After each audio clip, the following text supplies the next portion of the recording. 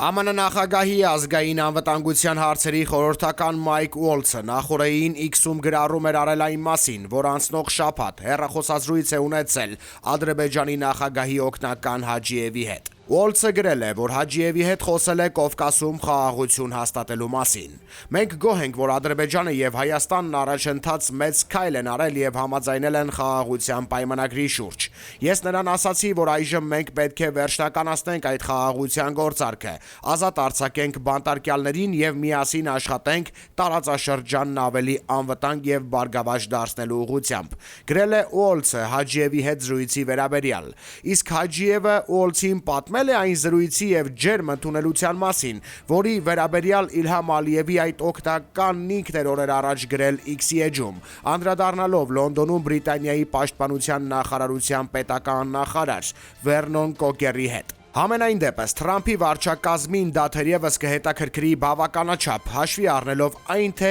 ինչպիսի դեր է ստանձնել Բրիտանիան ռուս-ամերիկյան երկխոսության կամ գործարքի առնչությամբ Թրամփի ջանքի եւ քաղաքականության հանդեպ։ Այդ ֆոնին է նաեւ հատկանշական, որ ԱՄՆ վարչակազմը վերջին օրերին նկատելի ուշադրության է արժանացնում նաեւ Ադրբեջանը։ Օրեր առաջ Մոսկվայում Պուտինի հետ բանակցություն վարած Սթիվ Ուիտքոֆը, որ Մերձավոր Արևելքի հարցերով նախագահ Թրամփի հատուկ բանագնացն է, Մոսկվայում հանդիպումներն ավարտելուց հետո մեկնել էր Բաքու, մի քանի ժամ լինելով այնտեղ։ Թե ինչ շփումներ է ունեցել Ուիտքոֆը Բաքվում, հայտնի չէ, սակայն նրա այդ այցը հատկապես ուշագրավ է դառնում Ուոլց-Հաջիև զրույցի ֆոնին։ Իսկ պատկերը գուցե հարաբերականորեն ամբողջացնում է այն, որ նախօրեին տեղի է ունեցել ԱՄՆ նախագահ Թրամփի հեռախոսազրույցը Թուրքիայի նախագահ Էրդողանի հետ։ Թրամփը եւ Էրդողանը շփվել էին նախորդ տարի նոյեմբերին, երբ Թուրքիայի նախագահը հեռախոսազանգով շնորհավորել էր նրան ԱՄՆ նախագահ ընտրվելու կապակցությամբ։ Իհարկե, Էրդողանի հետ Թրամփի օրակարգը մեղմ ասած կազմված չէ միայն Կովկասով, սակայն հատկանշական է 4 ամիս անց արդեն պաշտոնամուտից հետո Էրդողանի հետ նրա առաջին հեռախոսազրույցի հանգամանքը Ադրբեջանի ուղղությամբ շփումների ֆոնին։ Առավել ևս, որ նույն Հաջիևը Լոնդոն էր մեկնել Անկարայում Էրդողանի հետ Իլհամ Ալիև հանդիպումից գրեթե անմիջապես հետո։ Իսկ Ալիևին Էրդողանը Անկարա հրավիրել էր այն բանից հետո, երբ հեռախոսազրույց էր ունեցել Բրիտանիայի վարչապետ Սթարմերի հետ։ Այդ հեռախոսազրույցը տեղի էր ունեցել Վաշինգտոնում Թրամփի հետ Սթարմերի հանդիպումից մի քանի ժամ անց եւ Սպիտակ տանը Զելենսկու մասնակցությամբ հայտնի դրվագին գրեթե զուգահեռ։ ԱՄՆ-ն ըստ ամենայնի տեսել է Թուրքիայի եւ Ադրբեջանի գործողությունների արեալում իրավիճակն անմիջական ռևիզիայի ենթարկելու անհրաժեշտություն։ Նյութի աղբյուր Առաջին AM։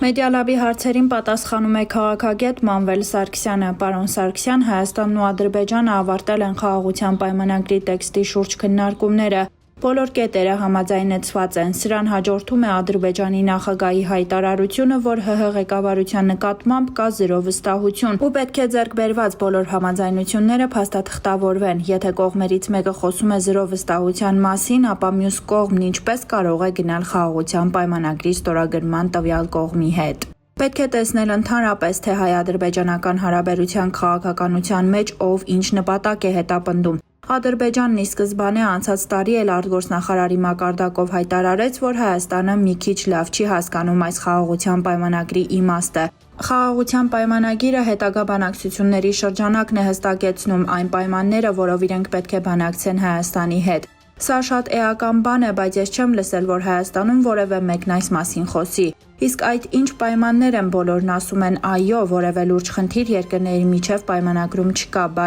ինչ գոյություն ունի հարցերի հարցը սա է։ Գոյություն ունի մի շատ էական բան։ Ադրբեջանը թելադրել է ու թղթի մեջ գրված է 17 պայման, 17-ն էլ Ադրբեջանի պայմաններն են։ Այդ 17 պայմանն այն է, որ Հայաստանը գրավոր համաձայնություն է տալիս այն ամենին, ինչ Ադրբեջանը կատարել է, սա Հայաստանի պաշտոնական կարծիքն է, որը ընդունում է այդ ամենը։ Այս փաստաթղթի էությունը սա է, Ադրբեջանը նորից խոսում է այն կետերի մասին, որոնք չեն արձանագրվել այդ փաստաթղթում։ Առնվազն կան կետեր, որոնք Հայաստանը պայմանավորվել է անել, բայց դրանք արձանագրված չեն սահմանադրության, ԵԱՀԿ Մինսկի խմբի հետ կապված եւ այլ հարցեր։ Նաեւ գլխավորը, որ Ադրբեջանի նախագահի խորհրդականն ասել է, որ գոյություն ունի Հայաստանի կողմից կոմպենսացիայի հարց։ Ադրբեջանի նախագահի հանձնարարությամբ հաշվել է բոլոր կորուստները ու նա էլ հայտարարել է $150 միլիարդ։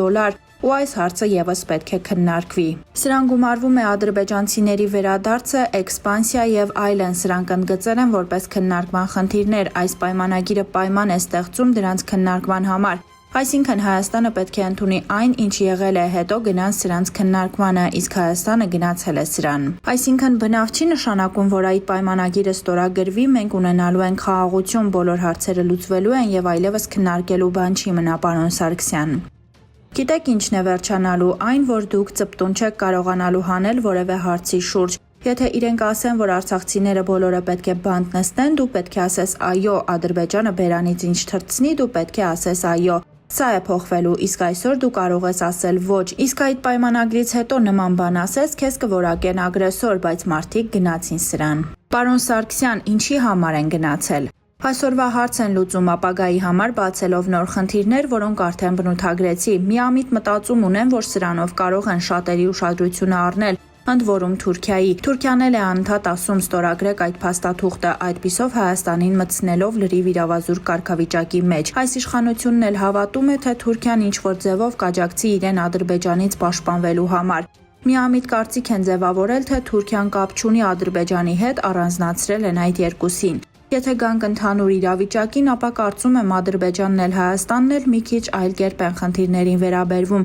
Կապված Թրամփի այս նոր քաղաքականության հետ բոլորը հասկացել են, որ այն ինչ եղել է մինչև փետրվար, հիմա չկա, բոլոր պետությունները փորձում են տեղավորվել այս նոր վիճակի մեջ։ Հայաստանը որտեղ է փորձում տեղավորվել, պարոն Սարգսյան։ Թե Հայաստանում շատ վաղուց գոյություն ուներ մի համոզմունք, որ ուրիշ ձև չկա, պետք է ընդունել բոլոր պայմանները, դա է ճանապարհը։ Միջազգային հարաբերություններում բոլոր պայմաններն ընդունելը նշանակում է կապիտուլյացիա, նշանակում է, որ կապիտուլյացիան հարցեր լուծելու ձև է։ Մարդիկ ասում են, քանի որ ուրիշ ձև չկա, կապիտուլյացիան միջազգային թուղթ է, որի մեջ երաշխիքներ կան։ Եթե ընդունում եք կապիտուլյացիան, դուք ստանում եք դա ստորագրողի պարտավորվածությունները, այսինքն ուրիշ ձև չկա։ Միակ ձևն Ադրբեջանի ու Թուրքիայի պահանջները ընդունելն է, իսկ սա Հայաստանում խորքային մտածողություն է։ Որ ասում եք այդ կապիտուլյացիոն թուղթն ունի երաշխիքներ, պարոն Սարգսյան, նմանատիպ փաստաթուղթ ստորագրվեց 2020 թվականի նոյեմբերի 9-ին, բայց մենք հիմա չունենք Արցախ։ Ինչն է խանգարելու, որ Հայաստանի հետ էլ նման մի բան տեղի ունենա այս փաստաթուղթը ստորագրելուց հետո։